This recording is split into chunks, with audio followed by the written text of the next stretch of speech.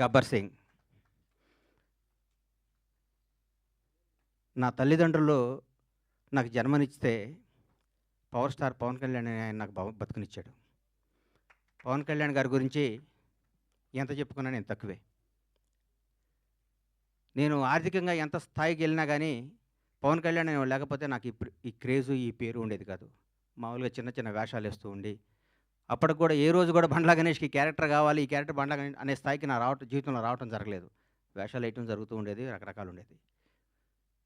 ఒకానొక టైంలో అప్పుడు అసిస్టెంట్ డైరెక్టర్గా ఉన్న మా blockbuster director Harish Shankar గారు కూడా నాకు ఒక చింతకాయల రవి అనే సినిమాలో నన్ను రికమెండ్ చేసి అమెరికా పంపించారు అప్పట్లో. అప్పటి నుంచి మా సన్నిహిత సంబంధాలు మాకుండేవి. నన్ను నిర్మాతం చేశారు పవన్ కళ్యాణ్ గారు. ఒకరోజు పిలిచి ఎందుకు అన్నాడు, కానీ నువ్వు సినిమాలు చేస్తావు, నేను నిర్మాత చేస్తాను. నేను షాక్ అయ్యి, నేను నమ్మలేదు. నన్ను నేను నమ్ముకోలేని పరిస్థితిలో కూడా నన్ను నిర్మాత చేస్తే చాలామంది ఆయన అభివృద్ధి కోరుకుని ఆయన సన్నిహితులు కూడా నువ్వేంటే గణేష్ సినిమా చేయటం అంటే కూడా నేను మాట ఇచ్చాను, మాట తప్పను అనేసి నన్ను నిర్మాతం చేసిన పవన్ కళ్యాణ్ గారికి ఈ సందర్భంగా ఇంకొకసారి పాదాభివందనాలు తెలియజేసుకుంటున్నాను. గబ్బర్ సింగ్ ఒక చరిత్ర. ఈరోజు మార్నింగ్ ఎక్కడో వాకింగ్ చేసి బయటకు వస్తుంటే, ఏందన్నా గబ్బర్ సింగ్ రిలీజు అంటున్నావు, టీవీలో వస్తుంది, గొడవ ఉంది, రెండో రిలీజ్కి ఎంత క్రేజ్ అయిందా అని అడిగాడు ఒక ఆయన. నేనన్నా, హిందువులకి భగవద్గీత, ముస్లింలకి ఖురాన్, క్రైస్తవులకి బైబిల్ ఎంత పవిత్రమైందో పవన్ కళ్యాణ్ అభిమానులకు కూడా గబ్బర్ సింగ్ ఎంత పవిత్రమైందిరా బాబు, అది అప్పుడు ఆ చిరస్థాయిగా గుండెల్లో ఉండిపోయేది అని చెప్పాను. దాని గురించి మనం ఏం చేయలేం. ఈ సినిమా అణువణువున ఏ బ్రహ్మ ముహూర్తాన భగవంతుడు ఈ ముహూర్తాన్ని క్లాప్ కొట్టించాడో కానీ, ఏ బ్రహ్మ ముహూర్తాన్ని హరీష్ శంకర్ గురించి చెప్పాలి. హరీష్ శంకర్ అనేవాడు జీవితంలో కోపానికి పగకి తేడా ఉంటుంది. కోప్పడేవాడు ఎవడో హానికరదు. కోపం అనేది నీడపాము లాంటిది, అది కరిచిన ప్రమాదం లేదు. పగ అనేది నాగుపాము లాంటిది, కరిస్తే చచ్చిపోతాం. మేమందరం కోప్పడే బ్యాచ్ అది. మేము ఏదన్నా గబ మాట్లాడుతుంటాం కానీ మేము ఏది మనసులో పెట్టుకోం. మాకు ఆ క్షణం నా పని అయిపోవాలి, ఆ క్షణం అది అయిపోవాలి. అంతేగాని మాకు కోపమో మాకు ఈగోనో మాకు మాట్లాడటం రాదని మీరు అనుకోవద్దు.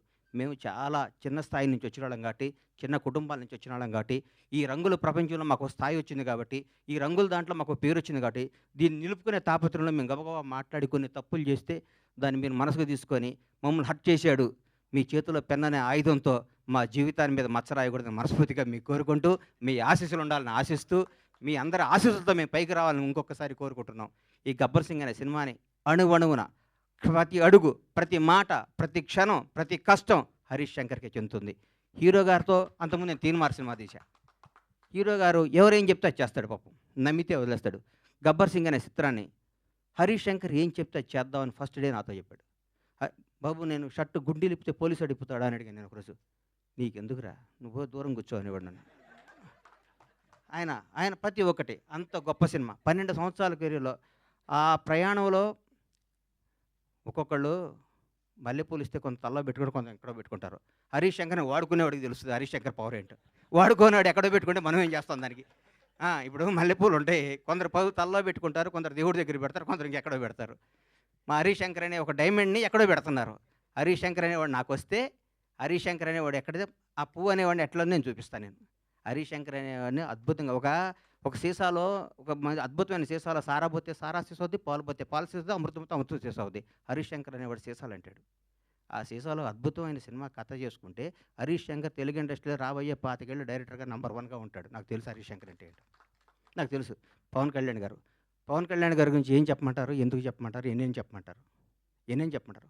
ఒక గొప్ప మానవత్వం గల వ్యక్తి, ఒక నిజాయితీ గల నిబద్ధత గల వ్యక్తి, నీతివంతుడు.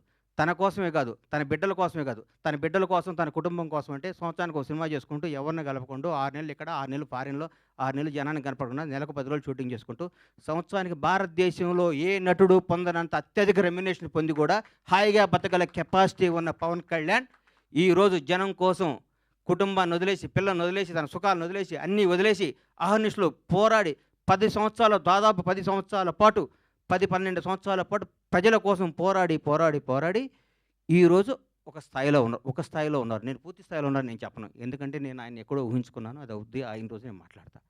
పవన్ కళ్యాణ్ ఒక నిబద్ధత గల వ్యక్తి, నిజాయితీగా బతికే మనిషి, నీతిగా బతికే మనిషి. నన్ను ఒక ఆయన, అరే హీరో పవన్ కళ్యాణ్ గారు ముఖ్యమంత్రి అయ్యారు కదా, ఒక చిన్న పని చెప్తా అన్నాడు. నేను పైనుంచి కింద చూశాను. నన్ను కొడతాడు నాయన, మనం కొందరిని దూరం నుంచి చూడాలి, కొందరు దగ్గరికి వెళ్తాను ట్రై చేయకూడదు, మనకు అనవసరం అవన్నీ, ఆయన ఎప్పుడు పిలిస్తే వెళ్తాను వదిలే అని చెప్పాను. అట్లాంటి పవన్ కళ్యాణ్ గారితో గబ్బర్ సింగ్ లాంటి సినిమా తీయటం, దాన్ని రిలీజ్ చేయాలని 1 ఇయర్ బ్యాక్ నేను నా మిత్రుడు మర్చిపోయాను. ఈ గబ్బర్ సింగ్ అనే సినిమాని ఎట్లా రిలీజ్ చేయాలి, ఎట్లా రిలీజ్ చేయాలంటే దీన్ని హీరో గారిని నాకంటే ఎక్కువ ప్రేమించేవాడు ఎవరున్నారు? ప్రేమించి ఈ సినిమా రిలీజ్ చేయాలి. ప్రేమించి ఈ సినిమా డైరెక్ట్ చేశాడు హరిశంకర్. ప్రేమించి ఈ సినిమా తీశాను నేను. ప్రేమించి అద్భుతంగా మ్యూజిక్ చేశాడు దేవిశ్రీ ప్రసాద్. ప్రతి ఒక్కళ్ళు రమేష్ రెడ్డి గారు కానీ, సతీష్ కానీ, ఆ కో డైరెక్టర్లు కానీ, మా బాబీ కానీ, రామారావు గారు కానీ, ప్రతి ఒక్కళ్ళు ఈ సినిమాకి మా మా మా విజయ్ కానీ, డైరెక్టర్ అయ్యాడు విజయ్ కానీ ఒక్కళ్ళు కాదు. మా హనుమంతరావు గారు కానీ, మా సుబ్రహ్మణ్యం కానీ, మా అయ్యప్ప కానీ, మా ప్రొడక్షన్ కానీ, మా టీం, మా శ్రీనివాస్ గారు కానీ, ప్రతి ఒక్కళ్ళు దీని ఈ సినిమా ఇది కొట్టాలి సార్, ఇది కొట్టాలి, ఇది పండగ. ప్రతిరోజు మా ఇంట్లో ప్రతి షూటింగ్ అంటే పండగ జరిగే షూటింగ్. ఈ షూటింగ్లో హీరో గారు గుర్రం మించి పడబోయాడు. ఎక్కడ మన అది ఎవరన్నది గుజరాత్లో. షాక్ అయిపోయాను నేను. కింద పడితే ప్రాణం పోయేది ఆ రోజు పవన్ కళ్యాణ్ గారికి. ప్రాణం పోయేది. మాకు తెలియదు ఆ గుర్రం మా మాట ఏంటదని. డైరెక్టర్ ఉన్నాడు, నేనున్నాను. గుండె ఆగిపోయింది. ఆ రోజు పొరపాటున ఎన్ని ప్రమాదాలు తట్టుకున్నామండి ఈ సినిమాలో, ఎన్ని ప్రమాదాలు. ఎంత కష్టపడ్డాడండి హీరో గారు. డైరెక్టర్ ఏం చెప్తే అది చేయమన్నాడు, ఏం చెప్తే అది చేశాడు. జనం దీనికి బ్రహ్మరథం పట్టారు. పవన్ కళ్యాణ్ కడుపు నిండా ఒకే రోజు బిర్యానీ, చికెన్ బిర్యానీ, మటన్ బిర్యానీ అన్నీ కలుపుకొని కడుపు నిండా నిద్రపోయిన ఈ సినిమాని ఈ విధంగా రిలీజ్ చేయటం నా అదృష్టం. మా సత్యనారాయణ గారికి, ఈ సత్యనారాయణ గారిని ఎందుకు ఎన్నుకున్నానంటే జనసేన నాయకుడు ఆయన. పవన్ కళ్యాణ్ గారిని నాకంటే ఎక్కువ అభిమానించేవాడు. పవన్ కళ్యాణ్ గారిని నాకంటే ఎక్కువ ఉన్నత స్థాయిలో చూడాలని గొడవ కూడా చేసేవాడు. అట్లాంటి ఆయన చేతిలో ఈ సినిమా పెడితే అద్భుతంగా ఉంటుంది. ఈ సినిమాని ప్రతి ఒక్కరూ ఈరోజే రిలీజ్ అయిందనే విధంగా చూసే విధంగా ఈరోజు ఇంత క్రేజ్ రావటం అంటే, గబ్బర్ సింగ్ రిలీజ్ అప్పుడు ఎన్ని ఫోన్లు వచ్చినా అన్ని ఫోన్లు వస్తాయి, నాకు టికెట్లు అని. నేను థియేటర్లకు ఫోన్ చేసిన టికెట్లు, సార్ ఇది సెకండ్ రిలీజ్ అని మేము ఆల్రెడీ అన్ని పెట్టేస్తే మొత్తం అయిపోయినాయి సార్, మాకే టికెట్లు లేవంటున్నారు వాళ్ళు. నేనేం చెప్పాలి, నాకు అర్థం కావట్లేదు. థియేటర్లు పెంచుతున్నాం, అద్భుతంగా చేస్తున్నాం. ఇది సినిమాని ఇంకొకళ్ళు రిలీజ్ చేయాలంటే కూడా గబ్బర్ సింగ్ అంత కలెక్షన్ రావాలని అనుకొని రిలీజ్ చేసే స్థాయిలో ఉంటుంది ఈ సినిమా రిలీజ్. ఏ సినిమా రిలీజ్ గబ్బర్ సింగ్లా కలెక్ట్ చేస్తండి అని ఏ సినిమా అయినా ఈరోజు తెలుగు సినిమా రంగం భారతదేశంలో తెలుగు సినిమా రంగం వైపు చూస్తున్నారు. ఒకప్పుడు బాంబే అనేవాళ్ళు, తమిళనాడు, చెన్నై ఎట్లా అనేవాళ్ళు. ఈరోజు ఇండియన్ మొత్తం ఒక రాజమౌళి, ఒక సుకుమార్, ఎంతోమంది, ఒక మన నాగశ్విన్, అద్భుతమైన డైరెక్టర్లు మన ఇక్కడి నుంచి వెళ్తున్న. భారతదేశం మొత్తం తెలుగు వాడిని చూసి తెలుగు నిర్మాత, తెలుగు డైరెక్టర్, తెలుగు యాక్టర్ని గర్వంగా చూస్తున్న స్థాయికి వస్తే, ఈ రంగంలో నేను 7 సంవత్సరాల సినిమా తీయడం చాలా బాధ అనిపిస్తుంది. నేను తప్పు చేశాను, నన్ను క్షమించాలి. నేను సినిమాలు తీస్తా, నేను సినిమాల్లోనే పుట్టాను, సినిమాల్లోనే ఉంటాను. సినిమానే నా వ్యాపకం, సినిమానే నా జీవితం, సినిమానే నా ఆశ. బ్లాక్ బాస్టర్ల సినిమాలు తీస్తా, బ్లాక్ బాస్టర్స్. ఇండస్ట్రీ మొత్తం బండ్లాగానే పరమేశ్వర ప్రొడక్షన్స్ అంటే ఏంటో మళ్ళీ చూపిస్తానికి అదే సంకల్పంతో బతుకుతానని మీ అందరూ ఆశీస్సులు కావాలి, మీ అందరు అభిమానం కావాలి, మీ అందరు ప్రోత్సాహం కావాలి. ఎక్కడెక్కడ నేను చిన్న తప్పులు చేస్తే నన్ను క్షమించి నన్ను రెక్టిఫై చేయాలి, కానీ దాని మీద రాయకూడదు మీరు. అది నా విన్నపం. ఎందుకంటే వీడు దొరికాడని రాస్తారు, అది నా విన్నపం. అందుకు థ్యాంక్ యూ. ఈ సినిమాను ఆదరించి మళ్ళీ ఈ సినిమాకు వచ్చే కలెక్షన్స్ బిత్తరపోయే విధంగా ఉండాలని మనస్ఫూర్తిగా కోరుకుంటూ, ముఖ్యంగా పవర్ స్టార్ అభిమానులకి మనందరికీ నేను చెప్తున్నా,